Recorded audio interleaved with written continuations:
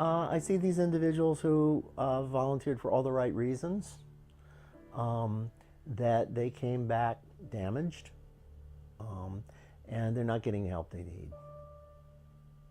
You know, the resources aren't there.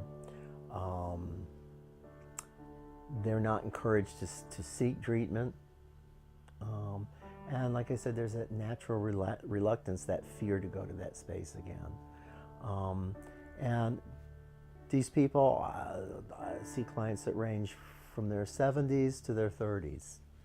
You know, some of them are Vietnam vets that for the first time in their life are starting to deal with this directly, and look back and can recount all the incidents in their lives that were damaged by what happened to them.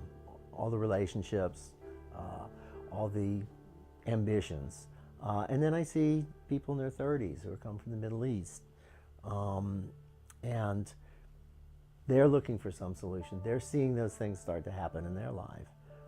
So to be able to intervene there, to be able to help somebody overcome that, that's huge for me.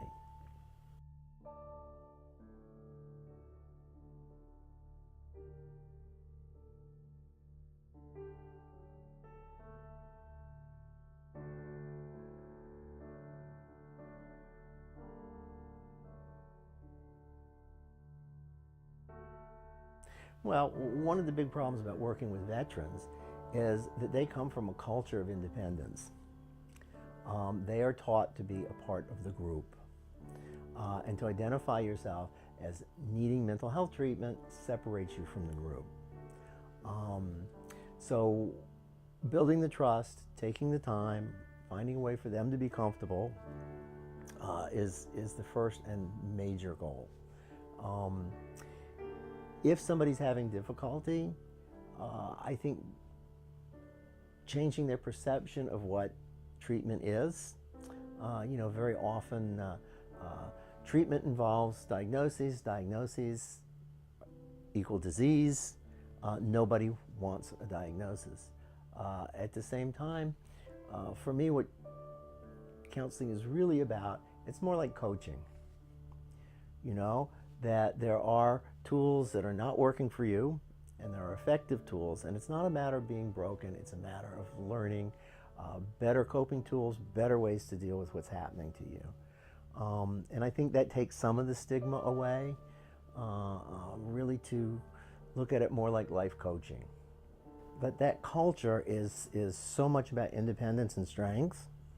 You know, I had one veteran tell me a story that during the discharge process, his platoon was gathered together, and you know, the sergeant stood in front of them and asked, anybody who thinks that they need mental health treatment, step forward.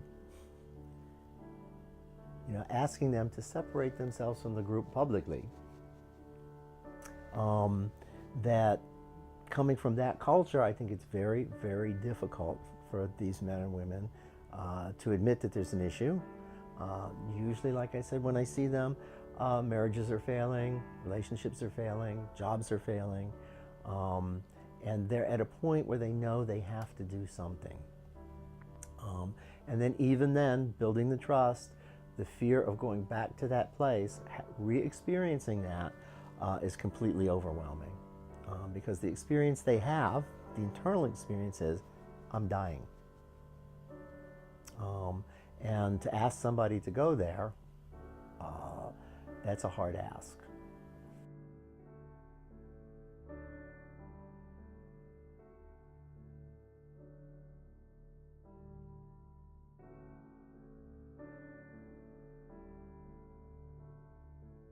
We have psychological and emotional trauma that post-traumatic stress disorder for years was just thought of something like in the military.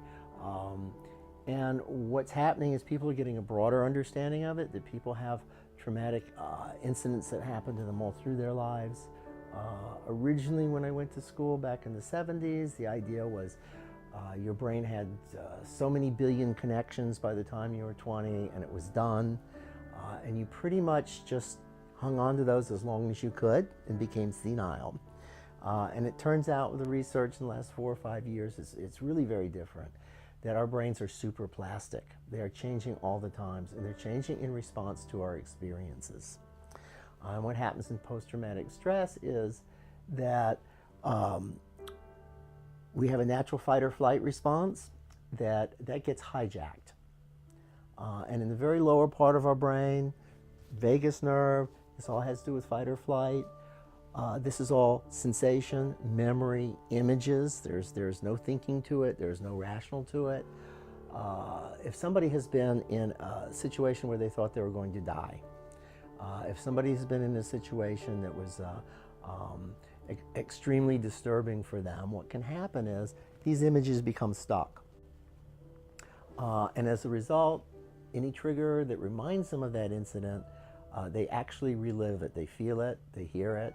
It is a physical sensation for them. That happened because of the incident. There was actually a physical change in the structure of the brain. And now that we understand that, there's a lot of research that talks about how to reverse that. So that's one of the big changes in the last 5 or 6 years in treatment with post-traumatic stress.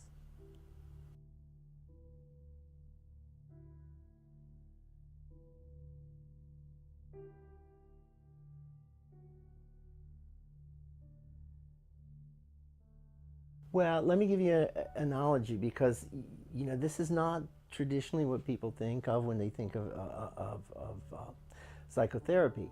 That we're physically changing connections in the brain. So, I mean, a good analogy would be if there were 2 paths in a wood, and you walk down this path occasionally, and you walk down this path every day.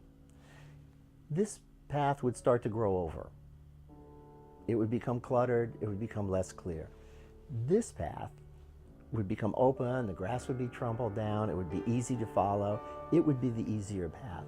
What happens in post-traumatic is that there are these physical changes actually in the brain, neurons, connections. During the path that is calm, safe, a place where there is no trauma, that path gets hijacked and people start reliving this experience. And as they relive the experience, that path becomes easier and easier and easier. And to self-regulate, to calm down, to go down the path where they're safe, it becomes overgrown. Physically, neurons change. So the goal of this type of therapy is to interrupt this process and help people go down the new path again. And in the beginning it's difficult because it's overgrown, it doesn't feel natural. They have been going down the one path for some people 20 years. So we're talking about actually changing the architecture of the brain. And this is a very different approach than it's been for most of mental health treatment.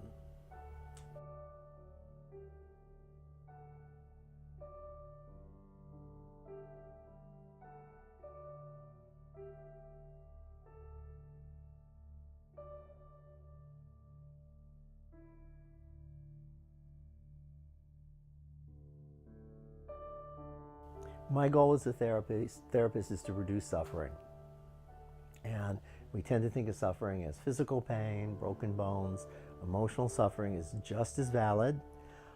And if you're suffering at 30 or you're suffering at 70, and you can have relief, it's never too late.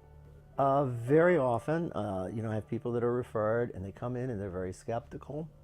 And I tell them, I'm very honest, I don't have the experiences that you've had.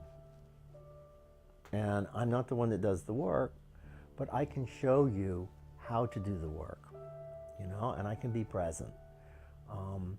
Very often, one of the big issues that veterans have is they just can't share their experiences with civilians.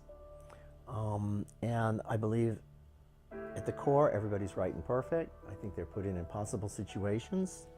And to be able to help them reconcile what happened with who they are and who they want to be, it's just a blessing to be in the room when that happens, when somebody is able to make that transition.